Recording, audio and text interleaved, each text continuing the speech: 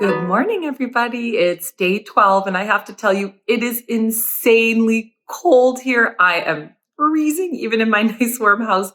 I didn't even want to venture out this morning, but I already have twice. As you could expect, our starters are a little sluggish, but they're still looking great. And I will give you a peek and let you see right away. And then we're going to feed them today. And we're almost to the end, day 14, where we'll be able to make our lovely loaves and be able to check and see how they are in comparison to the ones that we made on just day 7. Let's go check it out. Let's take our starters out of their nest and see how they look.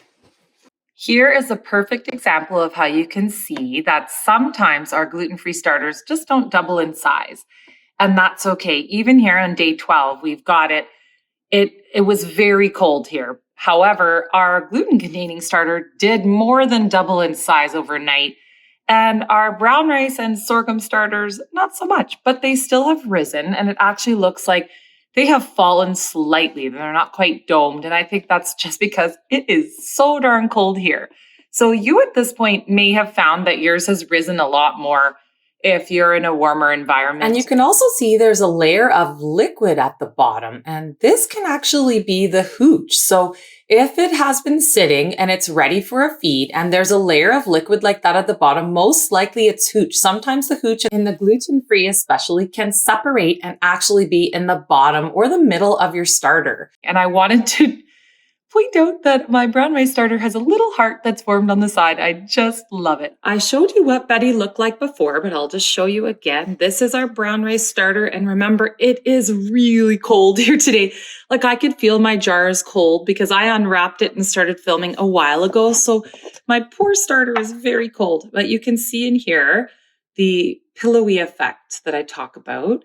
So Hannah, this is what mine looks like on the top. It's that sort of pillowy or quilted effect. It almost looks like, you know, how cracked wet sand looks.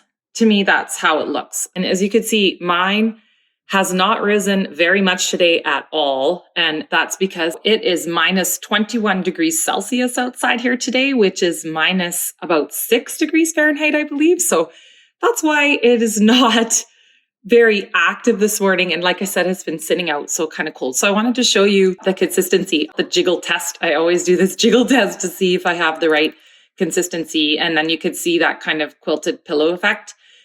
This is also now hungry. So it's considered an old starter because it is at the end of the life cycle of the bacteria and yeast. So it needs to be replenished. And normally my starter is not quite this thick as you've seen over the days, but the cold greatly affects the consistency as well and has made it definitely a lot thicker. So I'm just going to give it a little mix here, as I always do, before I discard. Now at this point in the game, I feel like everyone has gained a little intuition from your knowledge now, right? Knowledge is power. So you can now decide what ratio that you want to feed it based on the temperature of your environment. So in a colder environment, you want to feed it a lower ratio of food to starter. And in a hotter, warmer environment, you're going to want to feed it a higher ratio of food to starter. Because remember, the cold decreases the activity of the microorganisms and the heat increases the activity. So in the heat, the starter will go through the food way faster, and in the cold, it will go through it way slower. So remember, you can make a choice here. You can either change the ratio of starter to water to flour, and depending on the temperature of your environment, or you can try to control the temperature of your starter. And since it is so cold here, I'm going to really struggle trying to keep my starter at the right temperature. So I am going to adjust my ratios and to give my starter a lower ratio of food or feed to starter. And in this way, it will be able to eat through the food at the colder temperature in exactly the amount of time that I need it to. So I'm going to discard all but 30 grams as usual, and I'm going to feed it 1 to 1 to 1.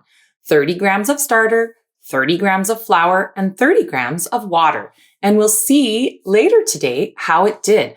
So this is how you would be changing the ratios based on a changing environment. So I want you to try this out and make a decision today based on exactly the temperature of your environment. If your starter has been doing great with your 3 to 5 to 5 ratio of keeping 30 grams of starter and feeding it 50 grams of flour and 50 grams of water, then I'd suggest just keeping it the same.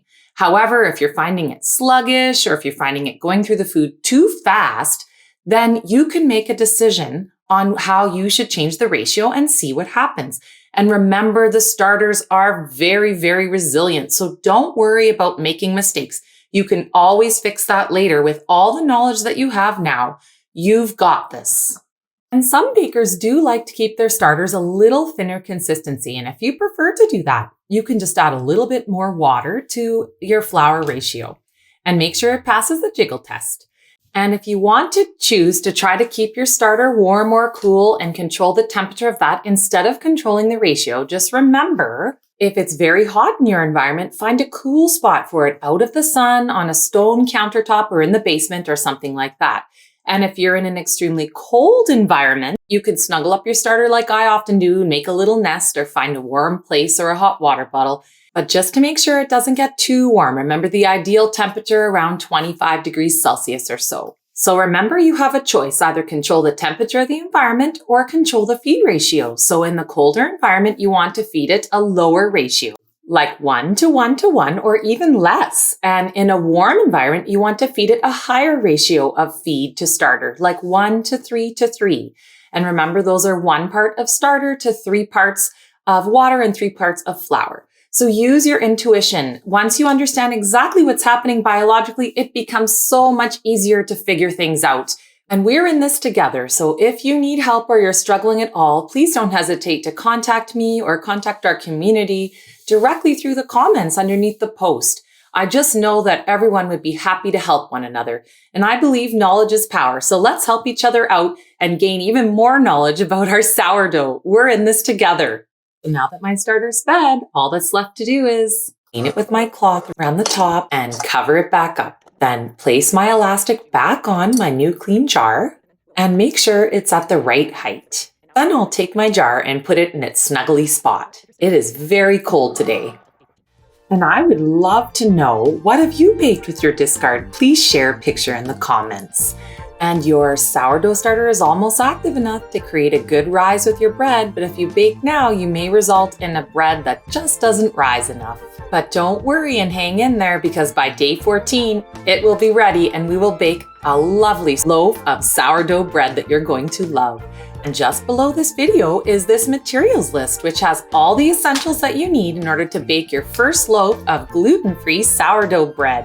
So have a look and make sure you're all prepared, because on day 14 and 15, we're going to bake our first loaf. So I'll see you this evening when we'll feed our starters again. I hope you have a wonderful day.